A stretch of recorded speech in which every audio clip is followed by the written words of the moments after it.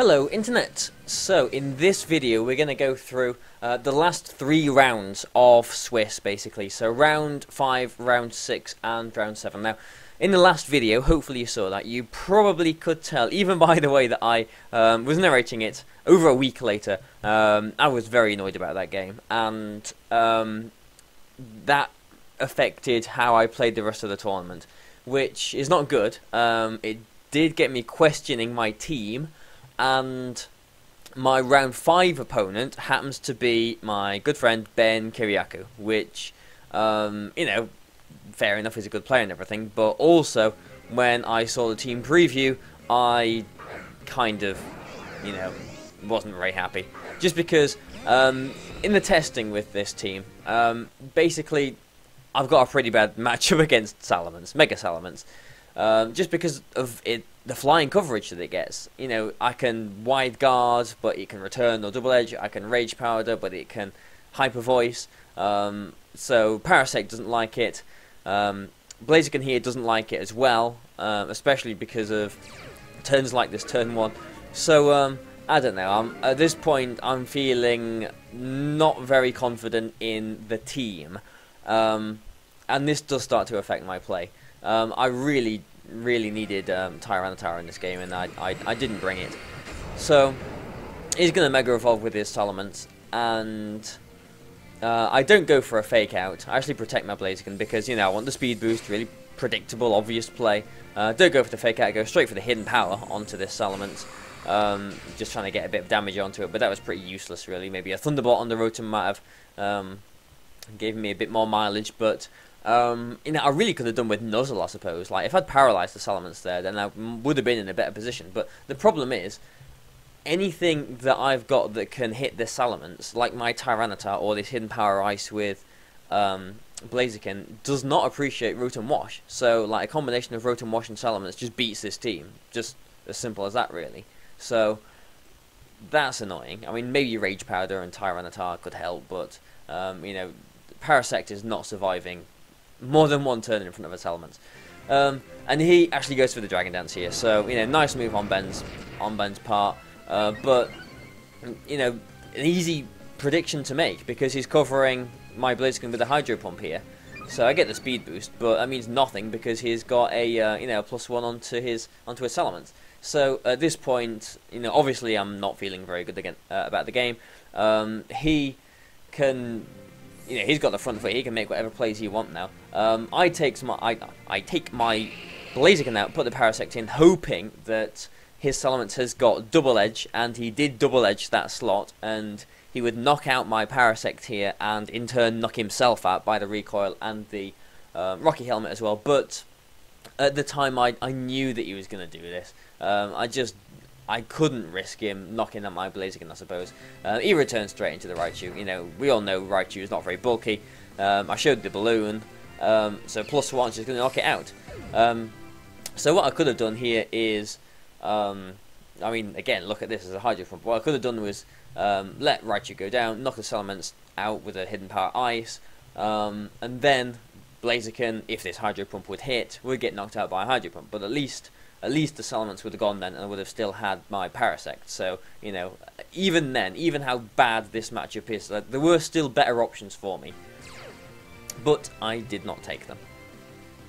So here's Blaziken again, and, you know, it's a +1 Salamence now. There's not really any way I can see myself winning this game. He just needs to hit his moves, really.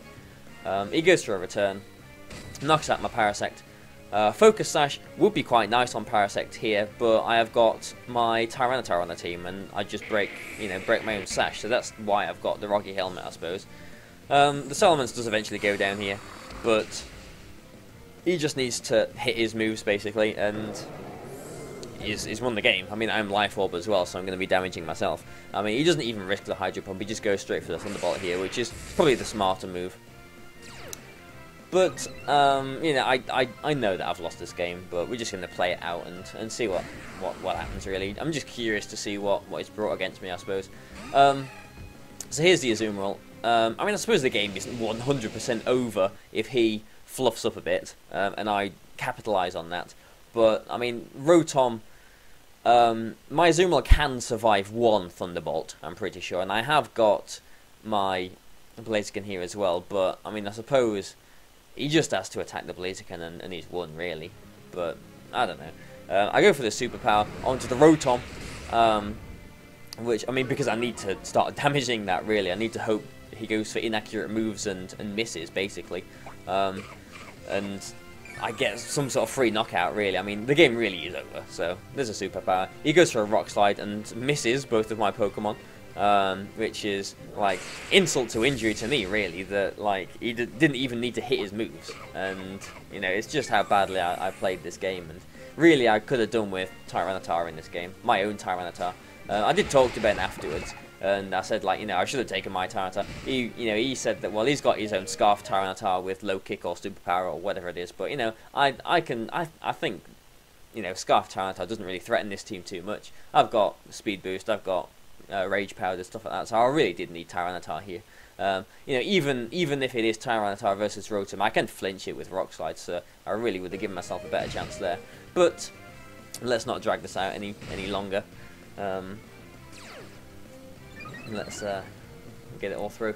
I suppose this next turn, like, I'm still thinking of ways how I can potentially win this game, but I mean, I really can't because Life Orb is going to be knocking myself out. I protect both my Pokemon. He protects with his Rotom because one more Sand turn, and I know that this Rotom is probably in Aqua Jet range. So if he lets me Aqua Jet it, and I can Superpower his Tyranitar, then you know, maybe I still got a chance. But he's not going to let me do that. He's a smart player, obviously. So I'm thinking, well, how can I capitalize on this? Now, I saw he had an Aegislash on his team preview, and that's what I was a little bit worried about. So I'm thinking he's going to switch, and he's going to bring his Aegislash in, so I'm going to overheat here. I'm going to overheat on this incoming Aegislash. So what happens next turn? Let's see what happens. You know, he can miss his Rock Slide as well. But he withdraws the Rotom, and it is Aegislash. Yes. Licky lips. But no, I Aqua Jet the Rotom, and I actually thought that he would bring it in on the Tyranitar slot, because that's the one that can miss moves, basically. So I overheated the wrong slot. If I'd superpowered there, then I would have gone down to my own Life Orb and Sand and whatever anyway, so I still would have lost the game, but at least I would have, you know, won in, sort of lost with a, you know, a little bit of style, I suppose, but, oh well, that's round 5, I think that was round 5, wasn't it? Yeah, round 5. So, you know, after going 3-0 up, I am 3-2 now. So, really not happy about that. This is round 6. I'm just going to get through this. On Team Preview, this guy had like a Dragonite and Nidoqueen and all this kind of stuff. I'm sure I've played him before as well at some point. I don't remember it being a problem. But I suppose after the last game with Ben that we just saw, I was on tilt, as you could say. I really was not thinking properly, and I was really not confident in this team anymore, which is not a good place to be in when you're in a blooming tournament with championship points on offer, especially because even though I'm 3-2 now, if I win my last 2 games, you know, 5-2, I'm still going to get a good chunk of championship points, so I really should have played this a bit safer, but let's see what happens here. Oh dear. I really can't remember what I was thinking on this turn 1. I mean, I think, honestly, what I was thinking this turn 1 was, how can I beat a lead like this? I was picking apart my own team as I was in this game. And it turns out that this is like an offensive, fast Arcanine, and he knocks out my Tyranitar, and you can see how this is going, can't you? It's not going to be a happy end of tournament for me. So, close combat there. I superpower into that slot, which, with the Sand, actually does knock it out because it's an offensive Arcanine. And for some reason, maybe anticipating some sort of switch, or, I don't know, whatever, he uses Will-O-Wisp with his Rotom. So, you know, really, really not good. I kind of needed Tyranitar, I think. I mean, obviously, it's such a powerful Pokemon. Even against Rotom, it works quite nicely, just to, you know, flinch. But, you know, let's let the moves go through. He brings out his Nidoqueen, and I bring out my Parasect, I believe, yeah. So, this turn, I can Rage Powder, but surely he's just going to attack my Parasect with his Nidoqueen. Surely he's just going to Sludge Bomb it, because Sludge Bomb is super effective. It is Stab as well. And I've got my Azumarill in the back, which I suppose would be nice to maybe try and Aqua-Jet the Nidoqueen or whatever. But I mean, I can't bring the Parasect out because a Sludge Bomb will just knock the Azumarill out as that comes in. And if I let my Azumarill go down, then I've just really lost the game. Parasect is really important though because of the Rotom Wash, and this is really the big problem with this team. There's too much weight on Parasect, little mushroomy shoulders there. It's only one Pokemon. Like some teams, like my 14 team that this team is kind of based around. I had Amoonguss with the Rage Powder and the Spore, and I had Aegislash as well that had the Wide Guard. This is everything all in one Pokemon, which means it's a very, very useful Pokemon, but it's not the bulkiest thing. And so when all of that responsibility is on one Pokemon, and it's just not going to end nicely, really. I actually go for an Overheat, just hoping like a critical hit or something will knock the Nidoqueen out. I think a critical hit is my only chance here. And I see the HP bar go down. Look at that, all the way down. And like I find out next turn, this is actually a Scarf Nidoqueen. So I did do the calculation afterwards. I did have a chance to one-shot that with Overheat. It was a small chance, but I did have a chance. Just guessing his EV spread. So again, that was annoying. Although I mean the game is lost at this point anyway. He actually goes for Flamethrower as well, like, so not that it would have got me anywhere, but I could have switched an Azumarill into that slot, and the game's over. I mean, I got my Azumarill out and I can't do anything, so, I mean, that's it really. I mean, he attacks and he Thunderbolts, and I get fully paralysed, and I play off the Rotom and do not much damage, and that's the end of the game really. So, let's go on to my last round. Here it is. So, this is round 7. I believe, we had 7 rounds, didn't we? And after going 3-0, I am now 3-3, which, I mean, no one's going to be happy about that, are they? Especially because I've still got that 4th round game ringing around in my head too, where, that first turn Wake with that Suicune, basically winning that game. If I had won that game, like the odds were in my favour to, then I wouldn't have played Ben the next round. I would have had someone else. The whole tournament would have gone differently.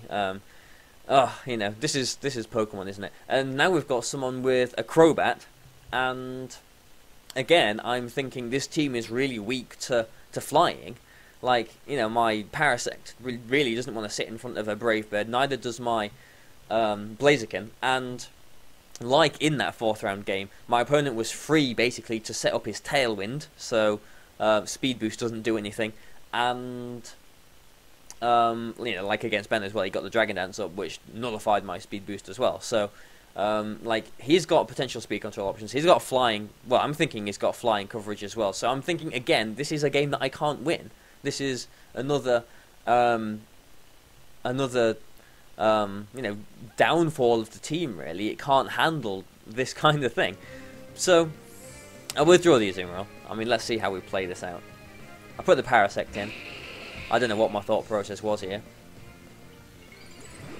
He Mega Evolves his Metagross.